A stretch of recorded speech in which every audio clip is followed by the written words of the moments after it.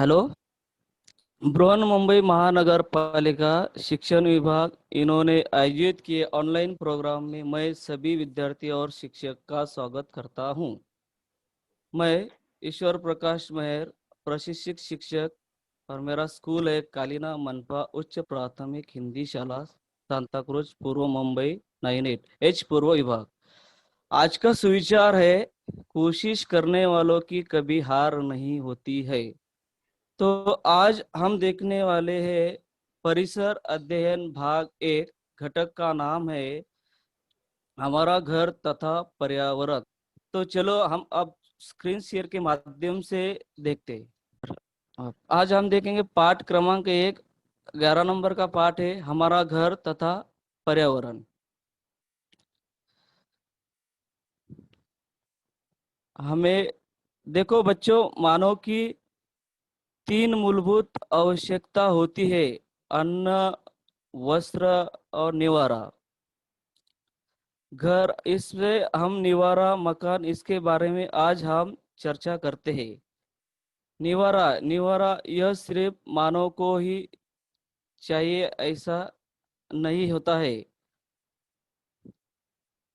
तो छोटे पक्षी, छोटे प्राणी हो या छोटे कीटक हो, इनको सबको घर की आवश्यकता होती है। कुछ पक्षी, प्राणी अपना घर इसमें दिख रहा है सबको कि खुद बनाते हैं। ऐसे कौन से पक्षी है जो यहाँ पे हमें दिख रहा है कि सुगरन सुगरन ने अपना घोंसला खुद बनाया है। उसके बाद सिंपी नाम का एक पक्षी है, वह भी अपना घरटा खुद बनाया है।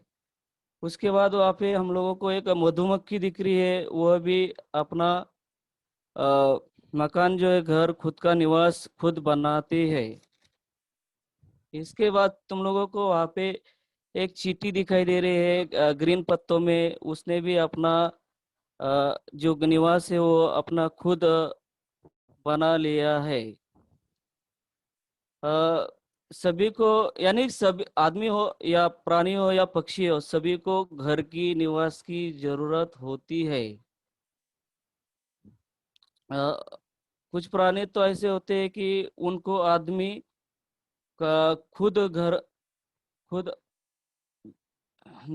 घर बना देता है। तो वहाँ पे एक गोटा रहता है। वहाँ पे गाय का गोटा जो होता है वह आदमी उनको खुद बना देता है। घोड़े का तबेला यहाँ पे दिख रहा है तुमको सबको बच्चों। वहाँ पे घोड़े का तबेला भी आदमी उनको बना देता है। वहाँ पे मुर्गे का एक खुराड़ा है, वो मुर्गे का खुराड़ा भी आदमी उनको बना देता है। यानी कुछ पक्षी प्राणी है अपने खुद बनाते थे, निवास अपना खुद बनाते हैं। और कुछ प्राणी पक्षी प्राणियों को आदमी खुद होके बना देता है। जैसा अपन लोगों ने देखा कि गाय को गोटा बना देते हैं, घोड़े को तबेला बना देते हैं, और मुर्गी को खुराड़ा बना देते हैं। हम जिस घर में रहते हैं, हम जो घर में रहते हैं, उस घर को मानव का घर कहते हैं। फिर यह घर बनाने के लिए उपयोग में, और यह घर कैसा बनता है, यह घर कैसा बनता है, यानी घर बनाने के लगने वाली सामग्री। यहाँ पे घर बनाने के लिए जो दिख रहा है, ईंट, लोहा, लकड़ी और सीमेंट और रेती, यह घर बनाने के लिए इन सभी चीजों का यूज होता है। उसके बाद जो घर बनाने के लिए, घर सजाने के लिए जो यूज किया जाता है वह है कंक्रीट, कांच। कांच का बहुत ही यूज किया जाता है घर को सजाने के लिए। प्लास्टिक का भी यूज बहुत अच्छी तरह से किया जाता है। उसके बाद टाइल्स टाइल्स का भी यूज हम फर्श यानी अच्छा सजाने के लिए घर का यूज करते हैं। अब ये जो सामग्री है वो हमें कहाँ से प्राप्त होती है? ये तो घर तैयार करते समय इसका उपयोग कैसे होता है? महानगर और घर के मकान तैयार करते समय, नहीं, गांव के घर और महानगर के घर बनाने समय इन दोनों में बहुत ही सामग्री में बहुत अंतर होता है।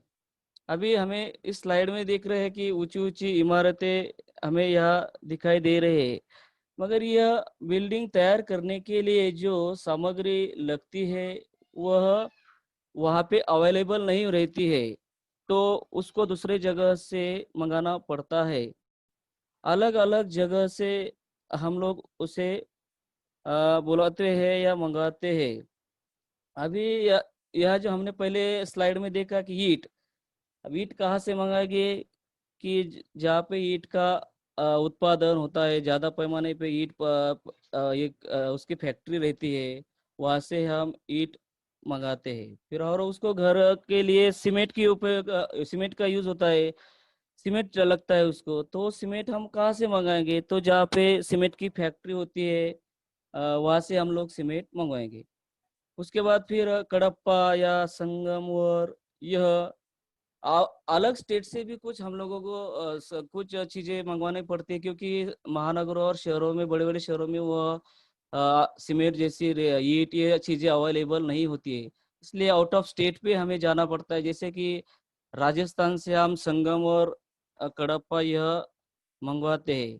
ये हो गया महानगर के घरों के बारे में। अब हम देखेंगे गांव के घर।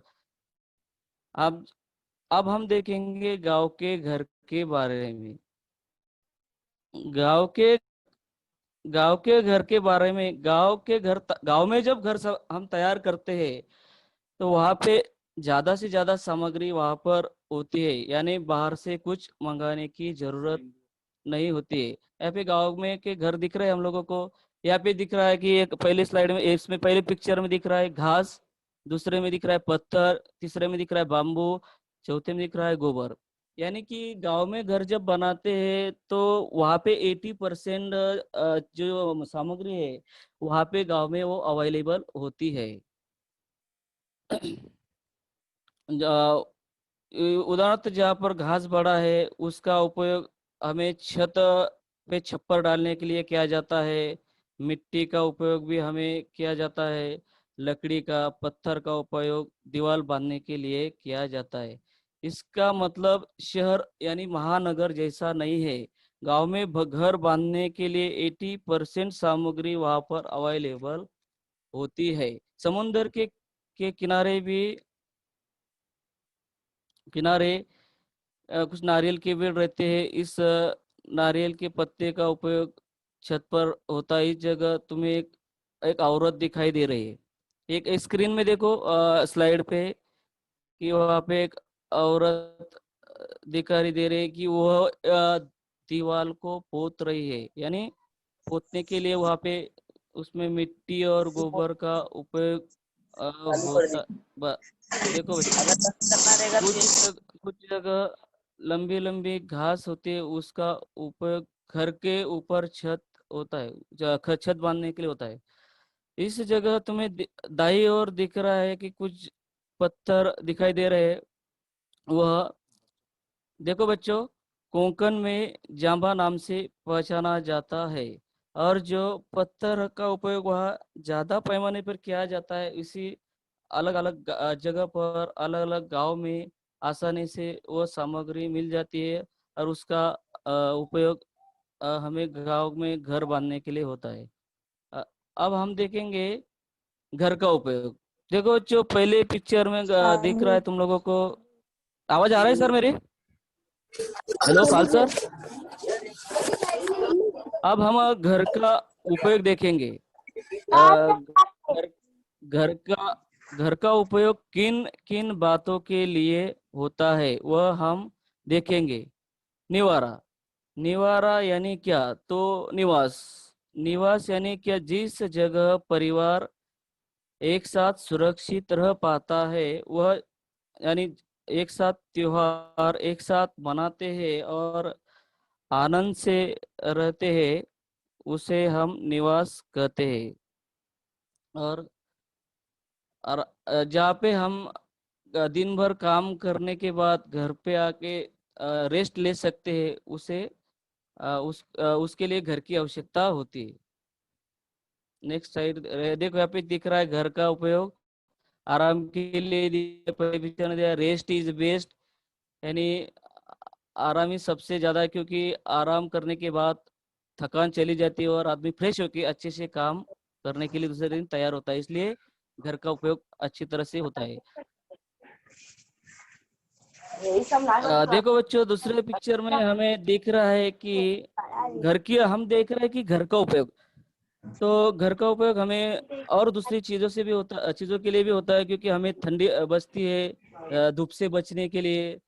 कुछ तूफान आंधी आती है, बरसात होती है, बारिश होती है, इनसे बचने के लिए, सुरक्षित रहने के लिए घर की आवश्यकता होती है। हमारे तरफ अलग अलग ऋतुएं होती है, उन ऋतु में हमें बचने के लिए उपयोग होता है। कुछ जगह बाढ़ आती है, और ये बाढ़ आने की चेतावना हमारे मौसम विभाग भी हमें बार बार देते रहते हैं, तो वो सूचना का पालन हम करते हैं। और घर का उपयोग हम इसलिए हम घर का उपयोग भी करते हैं कि आप सुरक्षित जगह पे रहो, फिर हम ऐसे समय में हमारे घर का उपयोग करते हैं। अभी और दूसरा उपयोग देखो बच्चों, देखो बच्चों, जंगली जानवर, जंगल से सुरक्षा सुरक्षा होने के लिए, अभी पिक्चर में दिख रहा है तुम लोगों को, जंगली प्राणियों से सुरक्षित रहने के लिए, तो जंगली जानवरों से सुरक्षित रहने के लिए भी उसका उपयोग होता है। देखो बच्चों, जंगली जानवर से संरक्षण होने के लिए भी हम घर का उपयोग होता है। जंगल में रहने वाले शेर, बिबटिया, मंकी, ये पे हम लोगों को पिक्चर में दिख रहा है, इससे बचने के लिए भी हम घर का उपयोग करते हैं। हम हर दिन अखबार न्यूज पढ़ते हैं, और न्यूज में हमेशा न्यूज में आता है कि इसके घर में बिबटिया घुस गया, उसके घर में शेर घुस गया। तो ऐसे जंगली जानवरों से बचने के लिए, सुरक्षित रहने के लिए हमें घर की आवश्यकता होती है। और जैसे कि इसमें दिख रहा है कि अ, एक मिनट, एक मिनट, उसके बाद हमें जंगली जानवर हो तो हो गए, लेकिन हमें कुत्ता, बिल्ली, चूहा, ये छोटे छोटे प्राणी भी हमें बहुत तकलीफ देते हैं। इनसे बचने के लिए भी हमें घर का उपयोग होता है। अभी यहाँ पे तुम लोगों को पिक्चर में दिख रहा है कि एक आदमी भाग रहा है, वो आदमी नहीं, वो चोर लोग है। तो इनको हम लोग बोलते हैं समाज कंटक। समाज कंटक का अर्थ होता है कि दूसरे के ऊपर जीने वाले लोग, यानी कि उनको डाकू या चोर कहते हैं। यह भी हमें तकलीफ दे सकते हैं, और इनसे बचने के लिए हमें घर का उपयोग होता है।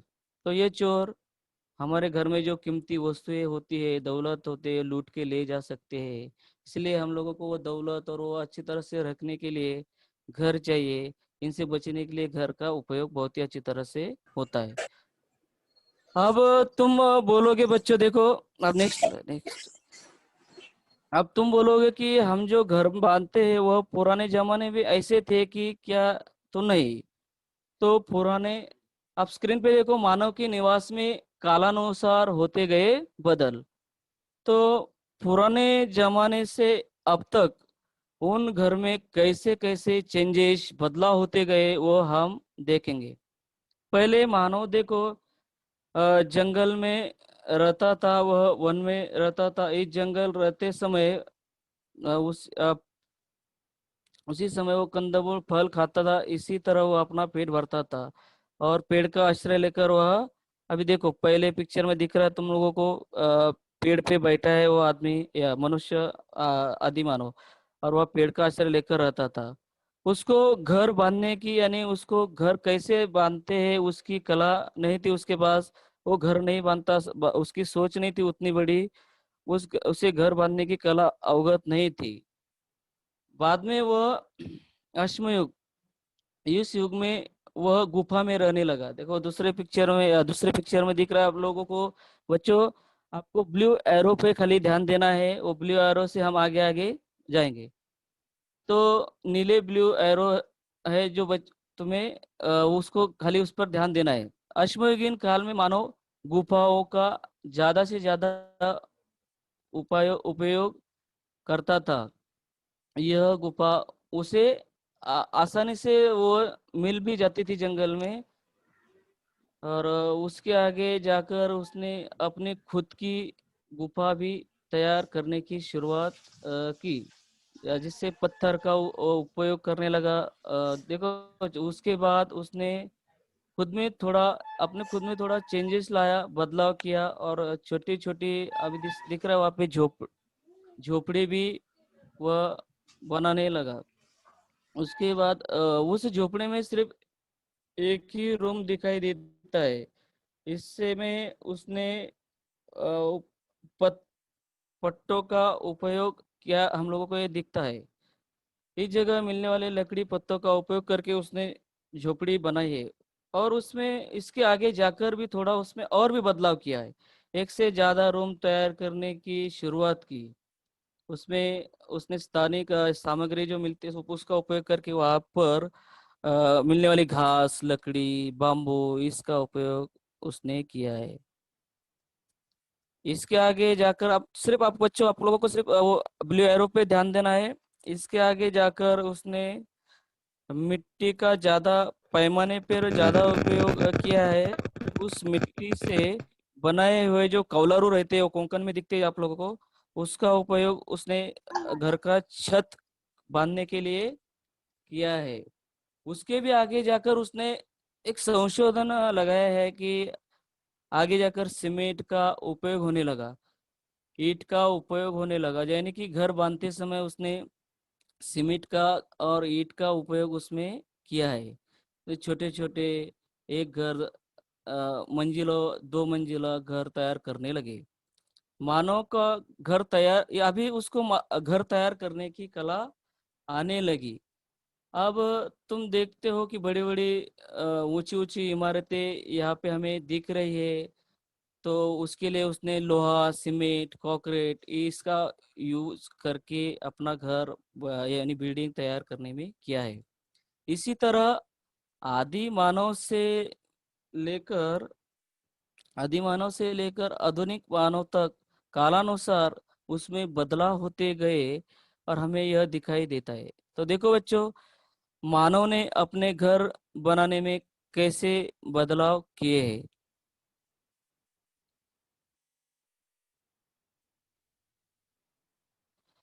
अब आगे जाके देखेंगे हम घर की रचना में हवामान के अनुसार बदल। स्क्रीन पे देखो, आज भी मौसम के अनुसार भारत में अलग अलग जगह अलग अलग तरह के घर में अलग अलग घर दिखाई देते हैं। मौसम के अनुसार घर की रचना कैसी बदलती है वह हम देखेंगे। भारत में अलग अलग जगह का मौसम होता है। कहीं ज्यादा बारिश गिरती है, कहीं धूप रहती है, कहीं 2 बार साल में 2 बार बारिश आती है। कुछ भाग यहाँ दिखाई दे रहा है तुम लोगों को स्क्रीन पे, वो जो यो भारत का जो मानचित्र नक्काशा दिया है उसमें तुम लोगों को एरोज दिए ब्लू लाइन से, वहाँ पे सब दिखाई दे रहा है। तो भारत में अलग अलग जगह अलग अलग तरह का मौसम रहता है। कुछ भाग में कुछ भाग पर्वतीय रहता है, या कि उस जगह पर ज्यादा पैमाने से बारिश होती है। कुछ जगह वाळवंटी यानी राजस्थान हो गया, राजस्थान में राजस्थान है वहाँ पे बारिश होती ही नहीं, बहुत कम पैमाने पे बारिश होती है। कुछ जगह पठारे मैदान, पूरब की तरफ देखोगे तो पर्वतीय प्रदेश दिखाई दे रहा है, वह ज्यादा बारिश वाला प्रदेश होता है। ऐसा हमें इस पिक्चर में दिखाई दे रहा है। जिस तरह मौसम इस तरह भारत में मौसम अलग अलग तरह का होता है, तो उसी तरह घर की रचनाओं में भी बदलाव होता है। घर की रचना अलग अलग होती है, और वह रचना कैसी बदलती है यह हम देखेंगे। अभी यहाँ पे स्क्रीन पे देखो, ज्यादा बारिश वाले प्रदेश। यह हम लोगों को एक पिक्चर मैंने बनाया था, इसमें उसमें दिखाई दिया, ये आसाम स्टेट का पिक्चर है। ज्यादा बारिश वहाँ पे बहुत ही ज्यादा पैमाने पे बारिश होती है। आसाम में साल में 2 बार असम में है ना, ब्रह्मपुत्र नाम की नदी है, और उसको साल में 2 बार बाढ़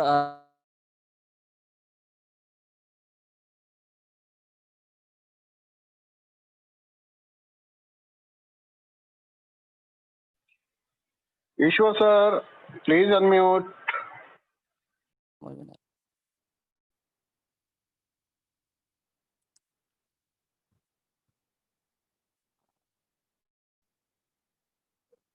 एक मिनट सर, चालू कर रहा उसको।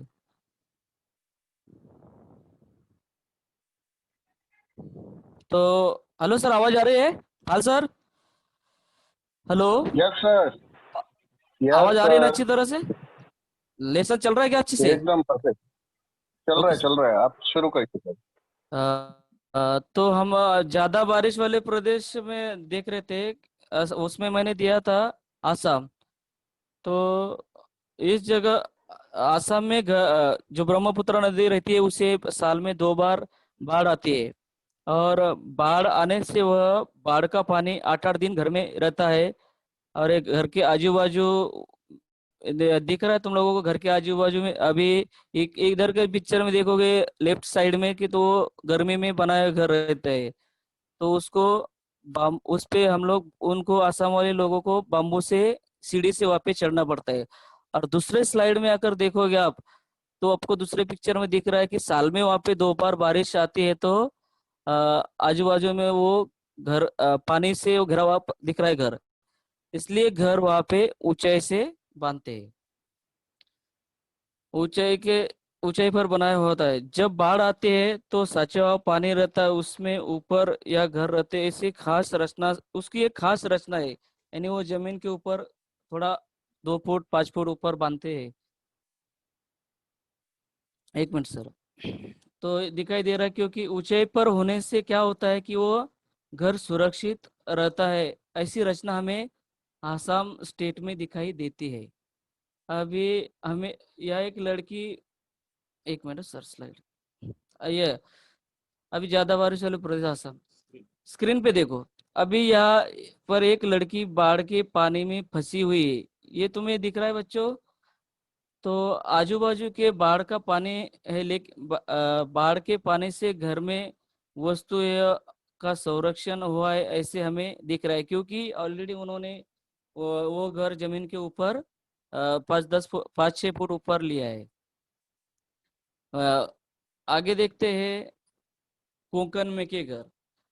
उसी प्रकार कोकण का भी भाग है। मैं तो सिर्फ कोकण ही नहीं बोलूंगा, महाराष्ट्र के कोकण से लेकर कोचीन तक का भाग है, जो कि देखा जाए तो वहाँ बड़े पैमाने पे पर बारिश होती है।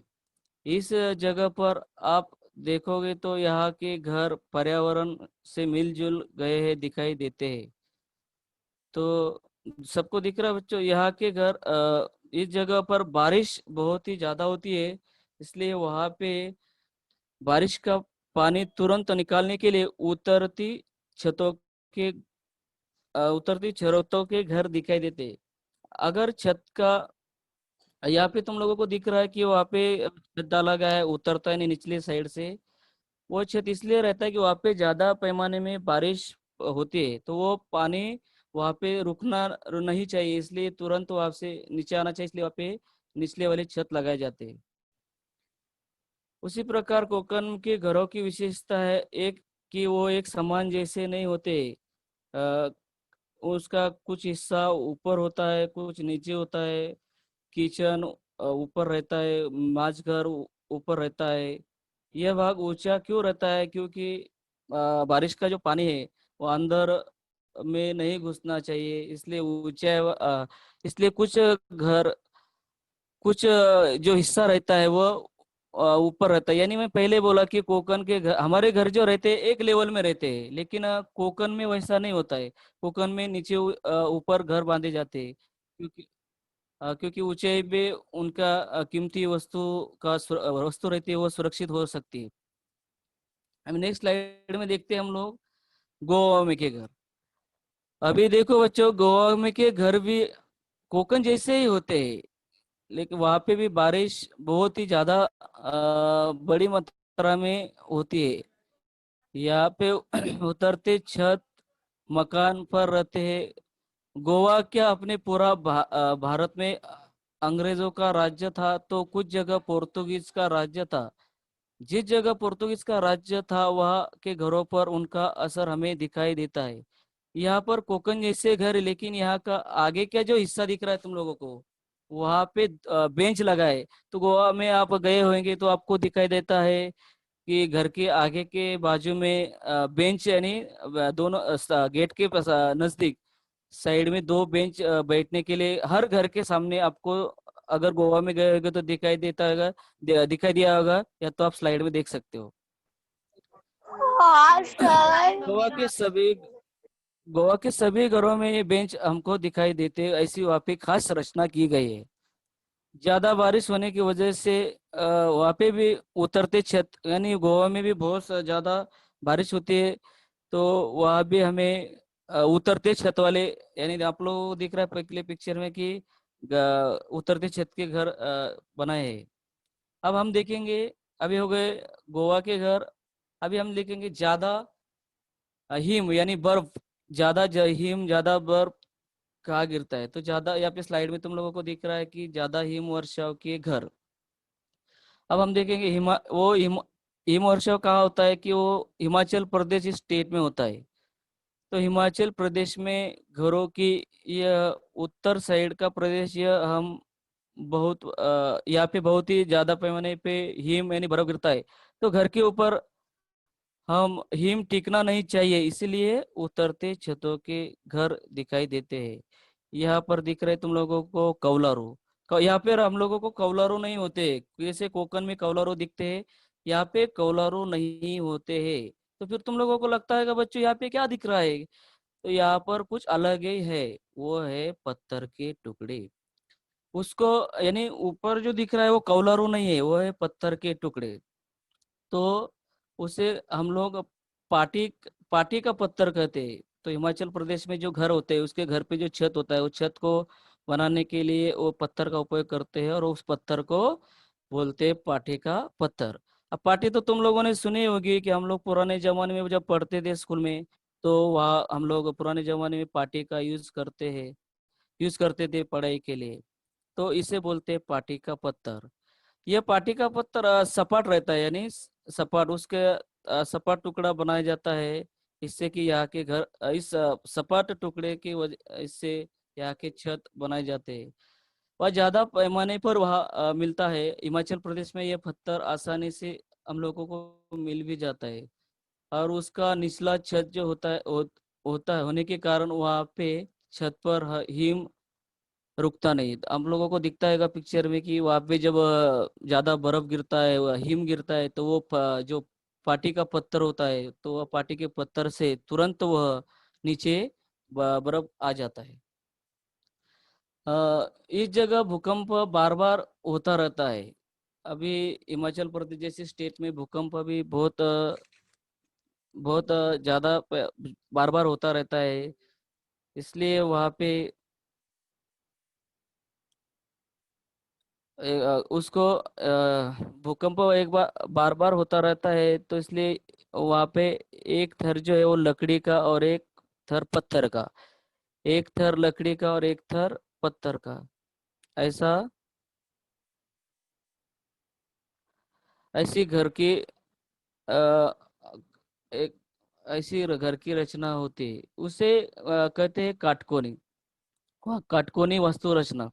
अभी तुम लोगों को पिक्चर में दिख रहा है 3 स्लाइड बच्चों। तो 3 स्लाइड में बीच में कुछ साल पहले वहां पर भूकंप आया था। तो जो काटकोनी वास्तु रचना वाले घर और उसका उससे यानी उससे भूकंप से हम लोग काटकोनी घर बनाने के से बचते हैं। दिखाई दे रहा है तुम लोगों को, वहां से स्थानिक लोगों को ज्ञान हो रहा था, और उसी ज्ञान का उपयोग घर बांधने में वो करते हैं। अब यहाँ पर हम देख रहे हैं भूंगा भूंगा आदिवासी के घर। एवन मैडम। अभी यहाँ पर हम भूंगा देशों के यो का घर है। रेगिस्तान प्रदेश में का भुज कच्छ इस प्रदेश में का है, यानी ये रेगिस्तान प्रदेश में का ये घर है। तो इस जगह 1819 में, यानी 200 वर्ष पहले बहुत बड़ा भूकंप हुआ था, और उसी के कारण वह बहुत नुकसान हानि हुई थी। लेकिन फिर वहाँ के लोगों ने विचार करके भूंगा आदिवासियों ने विशेष रचना बनाकर मकान तैयार किए हैं। ईश्वर सर, आवाज गए नहीं दो आ रही है। एक मिनट सर, हाँ आ रही है किशोर अभी? सर, हेलो, हाँ सर, आपकी म्यूट आवाज क्यों हो रहा है बार बार म्यूट? सर आ रही है हेलो, अभी आ रहे हैं पाल सर? सर। आ रहे हैं sir Pal sir? Hello, hello, Umashankar sir? हाँ सर आ रही है बोलिए।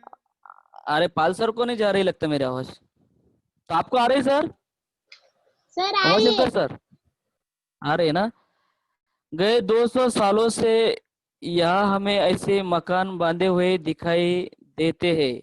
यह तो पूर्ण घर नहीं है, सिर्फ एक रूम है जो हम देखेंगे कि 3 रूम मिलाकर तैयार किए हैं। घर की रूम खोली कैसी रहती है? 3 रूम अलग अलग जगह पर अलग अलग तरह से होते हैं, क्योंकि जब भूकंप होता है तो इससे हमें उसका लाभ मिलता है। तो समझ में आ रहा है बच्चों? जब 2001 नहीं, 2001 साल में गुजरात नाम के स्टेट में भुज में बहुत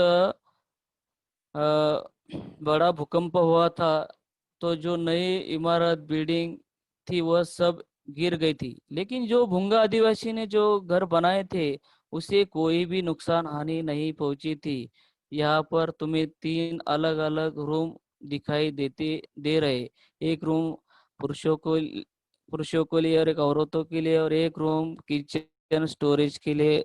उसके बाजू में एक किचन होता है, और जो कुछ भाग बचा रहता है वह मेहमानों का अतिथियों का स्वागत करने के लिए होता है। ऐसी रचना हमें दिखाई देती है। देखो, गरीब लोग है, लेकिन गरीब लोगों ने भी कई उनके अंदर देखो कैसी कला है। वहां पे तुम लोगों को दिखता है वो नीचे जो घर है नीचे के साइड में, उसे कितने अच्छे से उन्होंने सुंदर तरीके से कलर दिया है, पेंट दिया है। तो यहाँ पे हम लोगों को दिख रहा है कि गरीब होते हुए भी उनके अंदर कितनी कलाएं है कि नीचे से वहाँ पे उन्होंने अच्छी तरह से कलरिंग पेंटिंग वहाँ पे किया है, ऊपर से एकदम अच्छे से बनाया हुआ उनकी झोपड़ी दिख रहा है हम लोगों को, तो उनके अंदर कितनी कला है वो दिख रही है। अब खूब बारिश कम बारिश गिरने वाले बार कम बारिश गिरने वाले भागों के बारे में हम अभी जानकारी लेते हैं। देखो बच्चों, यहाँ पे तुम लोगों को दिख रहा है कि अ, बारिश कहाँ होती है? जैसे रेगिस्तान होगा यानी वाळवंटी प्रदेश यानी राजस्थान, रेगिस्तान वाले प्रदेश में बारिश कम होती है। इस जगह पर उतरते छतों की आवश्यकता नहीं होती है। देखो, आप तुम लोगों को पिक्चर में दिखता होगा कि यहाँ पे उतरते छत नहीं है, यहाँ पे ऐसा समान छत है। कैसा है? समान। तो समान छत होने की वजह तो वहाँ पे बारिश बहुत ही कम गिरती है। साल में बहुत कम बारिश होने की वजह से वह जो सपाट ऊपर का छत रहता है, तो जब बारिश होती है तो सपाट छतों का उपयोग वो बारिश का पानी वहाँ पे सचने के रुकाने के लिए भी करते हैं। जैसे राजस्थान स्टेट में बहुत ही बारिश कम होती है, वहाँ का दृश्य हमें यहाँ दिखाई दे रहा है। यहाँ पर उस सपाट छत का यूज कहाँ होता है कि जब बारिश होती है तो वहाँ के लोग उसके हर एक पानी के बूंद बूंद को वहाँ पे रुकाए रखते हैं। यही यह लोगों की कोशिश में राजस्थान के लोगों की कोशिश रहती है कि वहाँ पे बारिश बहुत कम होती है, इसलिए वो पानी का इम्पोर्टेंस उसका वैल्यू क्या है वो जानते हैं, और बूंद बूंद का इस्तेमाल वो ऊपर ही रुकाने के लिए करते हैं, और सपाट होने के लिए उनको आसानी भी होती है उसमें। जैसे कि मौसम में बदलाव आता है वैसे ही घरों की रचना बदलती है। जैसे भारत में अलग अलग स्टेट है, और अलग अलग जगह पे अलग अलग स्टेट होने की वजह से वहाँ पे मौसम अलग अलग तरह से बदलता रहता है, और मौसम के अनुसार घरों की रचना भी बदलती रहती है। अब हम देखेंगे महाराष्ट्र। अभी महाराष्ट्र आगे की साइड में देखो।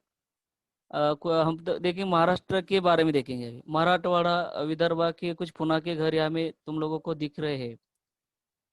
तो यहाँ का जो बांधकाम रहता है यानी जो घर तैयार करते हैं, वह घर हमें वो दिखाई दे रहा है। उसको एक छोटा पहले भी उधर देखो कि वहाँ पे अच्छी तरह से घर बांधते हैं, और उसको एक आगे से एक दरवाजा है। अ, उसके आजू बाजू में एक दिख रहा है कि गाय भैंस बांधने के लिए भी कुछ जगह रहती है। और उसके बाद एक दो रूम जो रहते हैं वो मेहमानों के लिए, अतिथियों के स्वागत करने के लिए रहता है, वो वाड़ा है, उसको में दिख रहा है आप लोग।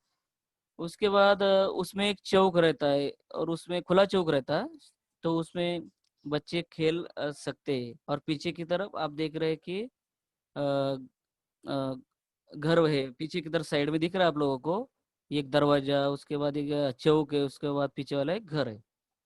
विदर्भ में कुछ जगह बहुत बारिश होती है, तो विदर्भ में भी कुछ जगह हमारे इधर बहुत बारिश होती है, तो वहाँ पे निचले हिस्से वाले छत भी रहते हैं, जैसे गोंदिया हो गया इधर, नागपुर हो गया, इस साइड में बहुत ही बारिश होती है, तो वहाँ पे निचले छतों के घर होते हैं।